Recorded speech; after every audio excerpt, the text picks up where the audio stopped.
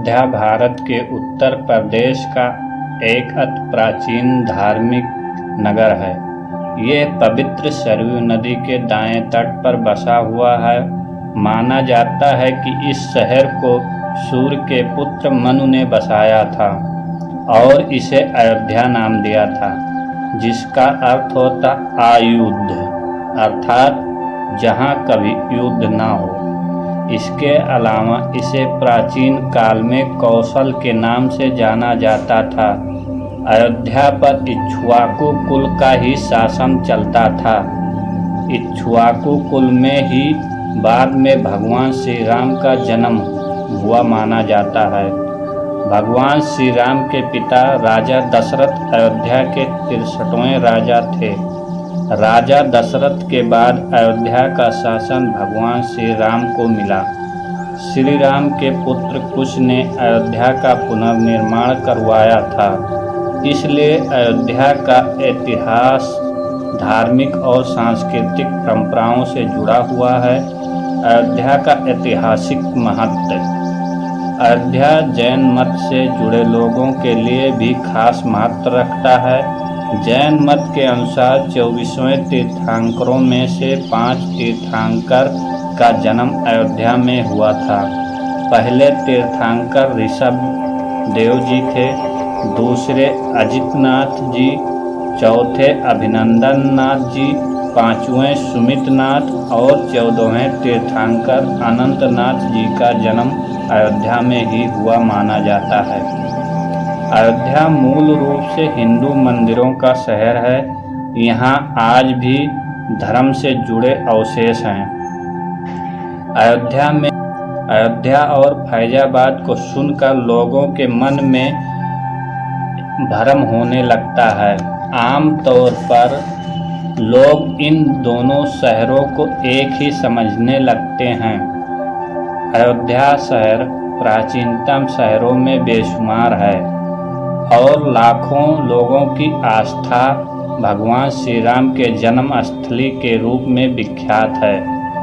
The imperial gazetteer of India के अनुसार जब सादत खान को अवध का गवर्नर नियुक्त किया गया तो उन्होंने अयोध्या से 5.6 किलोमीटर दूर पश्चिम में एक शिकार लॉज बनवाया, जो उस समय प्रांत का मुख्यालय था।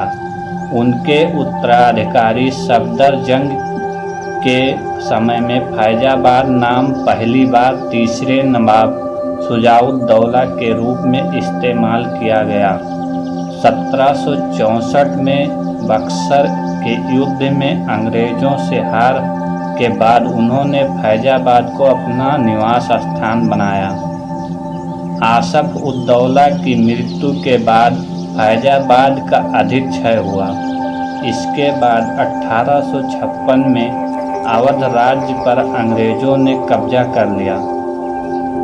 1865 में अयोध्या और फैजाबाद के लिए स्थानीय स्वशासन की शुरुआत की गई। दोनों शहरों को संयुक्त रूप से एक नगरपालिका के रूप में प्रशासित किया गया था। आगे चलकर योगी आदित्यनाथ सरकार ने अयोध्या शहर को एक जिला घोषित कर दिया और फैजाबाद शहर को उसका प्रशासनिक मुख्यालय बना दिया। 2017 से पहले अयोध्या नगर और फैजाबाद अलग अलग नगरपालिका थी, जिसके बाद बीजेपी सरकार ने विलय कर अयोध्या नगर निगम के नाम से एक नया नगर निकाय गठित कर दिया। फैजाबाद बहुत ही खूबसूरत ऐतिहासिक नगर है। यह शहर महान कवियों और स्वतंत्रता सेनानी का जन्म स्थली है। अयोध्या का मुख्य आकर्षण केंद्र। प्राचीन नगर अयोध्या के अवशेष प्राचीन खंडहर के रूप में रह गए थे, लेकिन कहीं कहीं अच्छे मंदिर भी बचे रह गए थे, जैसे दशरथ महल, लक्ष्मण किला आदि। इसमें 9 नवंबर 2019 को सुप्रीम कोर्ट के फैसले आने के बाद अब यहाँ एक भव्य राम मंदिर बनकर तैयार हो गया है, जिसका उद्घाटन 22 जनवरी 2014 को भगवान श्री राम के बाल स्वरूप में विग्रह की प्राण प्रतिष्ठा की गई थी। वर्तमान अयोध्या में हनुमानगढ़ी, राम मंदिर, कनक भवन, दशरथ महल, सीता रसोई, नागेश्वर नाथ मंदिर आदि मुख्य मंदिर हैं।